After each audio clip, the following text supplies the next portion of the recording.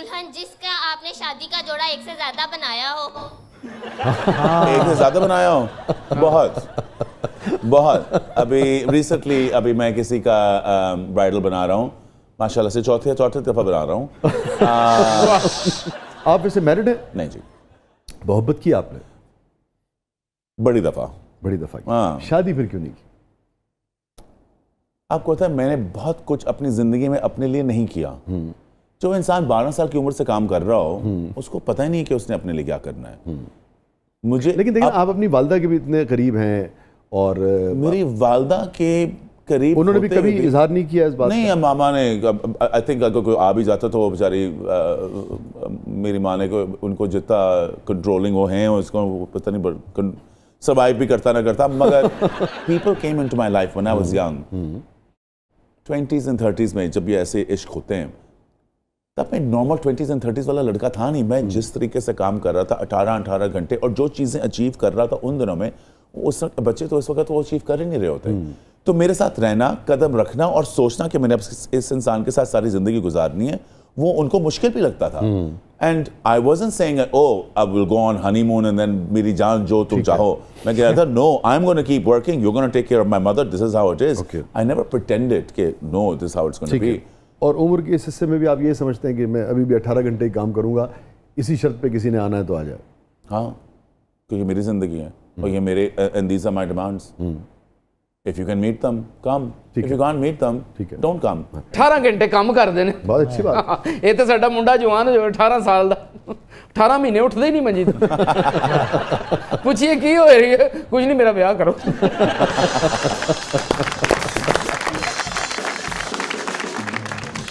अच्छा हसन, एक वीडियो आपका हमारे पास है, जरा हम चाह रहे थे जरा आप भी देखें, फिर इसके हवाले से कुछ बातें आपसे करना चाह रहे थे।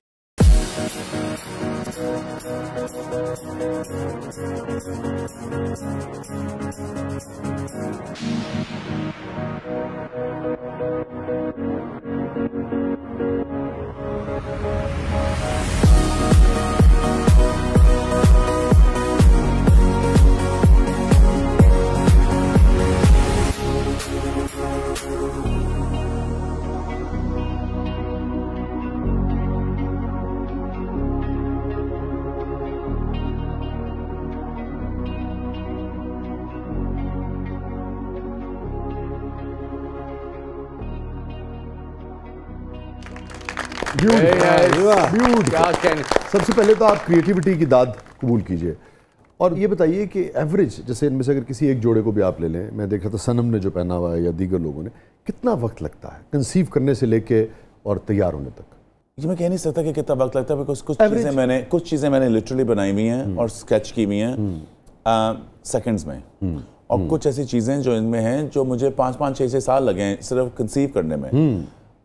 मगर एक आम जोड़ा जैसे कि ब्राइडल हो गया, उसको बनाते बनाते हमें कम से कम 2 से 3 महीने लगते हैं। नजर भी आता है।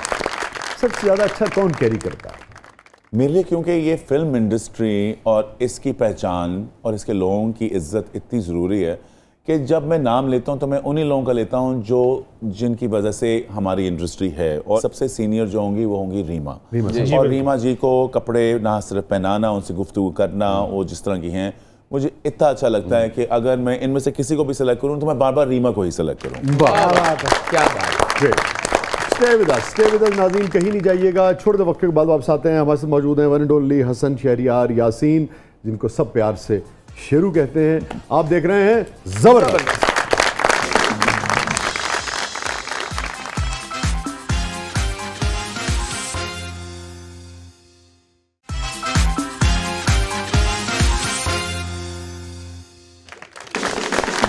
वेलकम बैक नाज़रीन, ज़बरदस्त में एक बार फिर खुशामदीद। हमारे साथ मौजूद है वन एंड ओनली हसन साहब। हसन साहब, हमारा सेगमेंट है, इसका नाम है कथारसिस। बड़ा अच्छा नाम है, शुक्रिया, थैंक यू। कोई गिल्ट सच नहीं है, मगर मैं सोचता हूँ मेरे वालिद और मैं एक दूसरे से उनकी डिवोर्स, उनकी वजह से पहले जुदा हो गए थे। कब सेपरेशन हुई थी आपने? मैं जी 2 साल का था। आप 2 बरस के थे? 2 साल का था। और फिर मेरी ज़िंदगी में वापस आए थे जब वो बहुत बीमार थे। तब से मेरी उनसे कोई गुफ्तगू नहीं थी। वो जब बीमार हुए तो उन्होंने मुझे कहा कि मेरा ख्याल रखो, जब मुझे मालूम भी नहीं था कि। और आपकी एज उस वक्त क्या थी? उस वक्त आप कितनी उम्र के हो गए? 15 साल पहले की बात है। 15 साल। अच्छा। हाँ जी, तो I was a fully grown, fully individualised person. तो ये सारी अचीवमेंट्स और ये सब कुछ हो हाँ चुका। जी, मैं I was a successful man. And मेरी रिग्रेट ये नहीं है, मैं अपनी माँ को दाद देता हूँ। मेरी माँ को जब मैंने बताया तो उन्होंने कहा कि ज़रूर रखो ख्याल। Very good. जो पछतावे होते हैं वो ऐसे होते हैं कि बाद में तुम अपने आप को कोसोगे कि तुम अपने आप का ख्याल क्यों नहीं रखा। तो मैंने उनको रखा। तो एक मैग्नेनिमिटी शो की आपकी वालदा ने ना? मेरी माँ एक बहुत मैग्नेनिमस औरत हैं जी, बड़ी मैग्नेनिमस, बड़े दिल वाली दलेर औरत है। क्या उनसे ज़्यादा दिलेर इंसान मैंने ज़िंदगी में किसी देखा नहीं। मेरे वालिद साहब भी एक बहुत बड़े दिल के इंसान हैं। शायद मेरे साथ ना हो सके अपनी ज़िंदगी में, मगर मैं जानता हूँ कि वो थे, और मैं जानता हूँ कि उनका भी एक बड़ा एक मुकाम था और वो उनकी भी एक बहुत अच्छी सोच थी। मुझे सिर्फ ये इस बात का सैडनेस है कि काश मैं अपने वालिद को उनके जीते जाते ही सालों में, जब वो सही थे, मैं उनको थोड़ी बेहतर और जानने का मुझे मौका मिलता। मुझे लगता है मैं उनसे बहुत कुछ सीखता। उसका रिग्रेट है। आपको लगता है कि जब एक तरह से काइंड ऑफ रिकन्सिलिएशन कह लें, या जब मुलाकात दोबारा हुई तो थोड़ा लेट हो गया? इस वक्त ऐसा था, वो बीमार बहुत थे। गुफ्तगू जो थी वो उन एरियाज पे नहीं थी। उनकी ऑब्वियसली आई थिंक वो बहुत कुछ कहना भी चाहते थे। उन्होंने कभी इजहार किया कि यार मैंने भी हसन मिस किया लाजमी था, आपके चाइल्डहुड, आपकी जवानी? मौका नहीं मिला ऐसा। अच्छा, बिल्कुल ही मौका नहीं मिला। हम लोग का जो बातें हो रही थी वो, मैं लिटरली एक नए इंसान को जानने की कोशिश कर रहा था।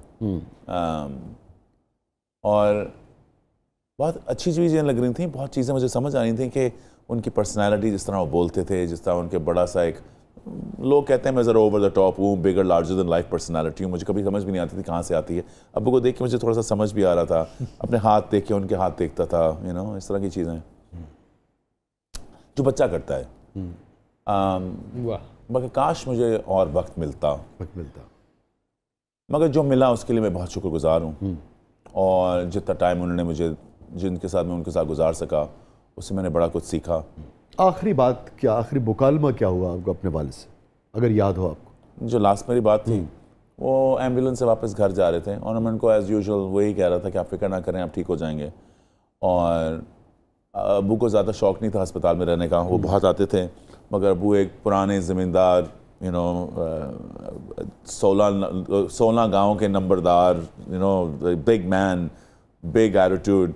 तो उनका था बस मैं वापस अपनी पुरानी हवेली पे जाऊं और वहाँ रहूं और ये हो। तो अबू को बस मैं यही बता रहा था कि आप फिक्र ना करें, आप वापस घर जाने। बस उनको मैं तसल्लियाँ देता रहता था कि आप फिर से आपको नहीं आना होगा। मुझे जो मालूम था कि उनको बार बार आना होगा, उनकी तबीयत इतनी ख़राब हो चुकी थी ना, वो चल सकते थे, वो लिटरली अपने वेस्ट से पैरालाइज थे।